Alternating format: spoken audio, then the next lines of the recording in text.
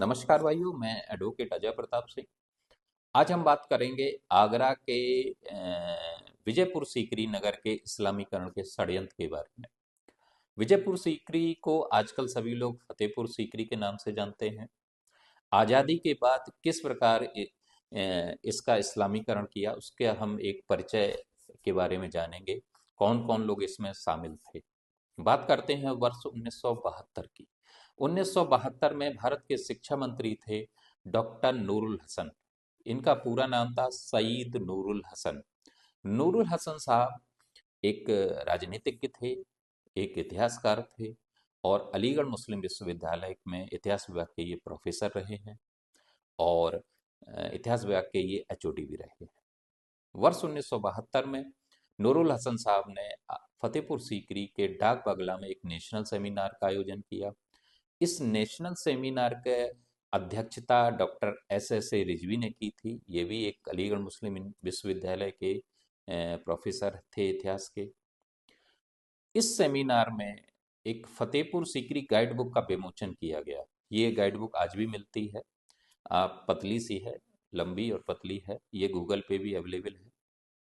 करीब 100-108 पेज की है ये बुक। उसके बाद एस ए रिजवी साहब और ऑस्ट्रेलियाई प्रोफेसर VJ फिन ने मिलकर एक फतेहपुर सीकरी की एक बृहद बुक लिखी, डिटेल बुक लिखी और उसका विमोचन वर्ष 1975 में किया।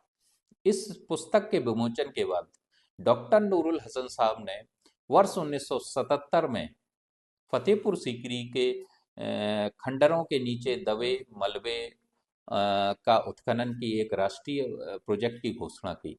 इस प्रोजेक्ट का उद्देश्य था जो फतेहपुर सीकरी में मलबा है, खंडर हैं, इनके नीचे क्या दबा है, इसकी उत्खनन की जाए, जांच की जाए, क्या क्या उसमें मिलता है।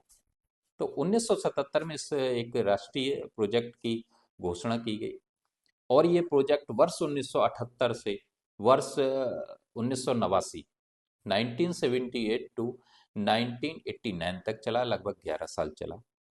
इस प्रोजेक्ट के उत्खनन की जिम्मेदारी मुख्य रूप से अलीगढ़ मुस्लिम विश्वविद्यालय को दी गई और इसमें AMU अलीगढ़ मुस्लिम विश्वविद्यालय को असिस्ट किया था भारतीय पुरातत्व सर्वेक्षण विभाग आगरा सर्किल ने। भारतीय पुरातत्व सर्वेक्षण विभाग आगरा सर्किल के उस समय अधीक्षण पुरातत्वविद सुपरिंटेंडिंग आर्कियोलॉजिस्ट थे WH सिद्दीकी साहब। और इस 11 वर्ष चले उत्खनन में जो AMU की टीम में थी, कई छात्र आए। उन छात्रों में एक छात्र थे डॉक्टर के मोहम्मद। के मोहम्मद एक वेल नोन नाम है। हम सभी के मोहम्मद को जानते हैं। के मोहम्मद साहब बाद में भारतीय पुरातत्व सर्वेक्षण विभाग के अधिकारी रहे हैं और उनकी पोस्टिंग आगरा भी रही है। 11 साल ये प्रोजेक्ट चला। वर्ष 1982 में इसी प्रोजेक्ट में के अधीन फतेहपुर सीकरी के बीर छबीली टीले का उत्खनन किया जाता है और उस उत्खनन में ना तो AMU की टीम को कुछ मिलता है और ना ही ASI की टीम को कुछ मिलता है। लेकिन वर्ष 1999-2000 में आगरा सर्किल के जो सुपरिंटेंडिंग आर्कियोलॉजिस्ट थे डॉक्टर DV शर्मा, इनका पूरा नाम है धर्मवीर शर्मा, ये यहाँ के अधीक्षण पुरातत्वविद थे। इन्होंने फतेहपुर सीकरी के बीर छबीली टीले का उत्खनन किया। जैसे ही उत्खनन किया तो उस उत्खनन में एक हिंदू सभ्यता के प्रमाण मिल गए। जो बीर छबीली टीला है उसमें अनेकों जैन मूर्तियां मिली, जैन यक्षड़ियां मिली और भी काफी कुछ मिले जिसमें डिटेल रिपोर्ट आई थी।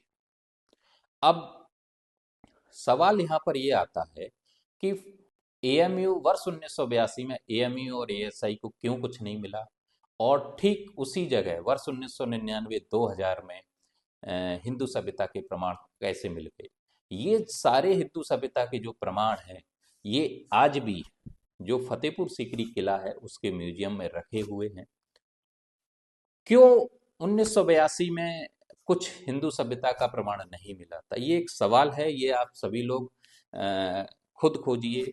ऐसा क्या कारण था कि डॉक्टर नूरुल हसन साहब, SSA रिजवी साहब, WH सिद्दीकी साहब, के मोहम्मद जैसे विद्वान लोग शामिल थे, लेकिन उनको अकबर की सीकरी तो दिख गई, लेकिन उस उत्खनन में मिले जो 8वीं शताब्दी, 9वीं शताब्दी, 11वीं शताब्दी के हिंदू सभ्यता के प्रमाण थे, वो उन लोगों को मिले नहीं, दिखे नहीं, या फिर मिले दिखे दबा दिया गया। यहाँ यही भी बात एक पूछने की है कि 11 साल चले उत्खनन में, आज तक भारतीय पुरातत्व सर्वेक्षण विभाग की इस प्रोजेक्ट से संबंधित कोई स्पेसिफाइड कलेक्टिव रिपोर्ट प्रकाशित नहीं हुई है आज तक। आप सभी लोग इन सवालों के उत्तर खोजिए, क्यों ऐसा हुआ, कौन कौन लोग शामिल थे। जल्दी ही इसके बारे में और अन्य तथ्यों का हम धीरे धीरे खुलासा करेंगे। तब तक के लिए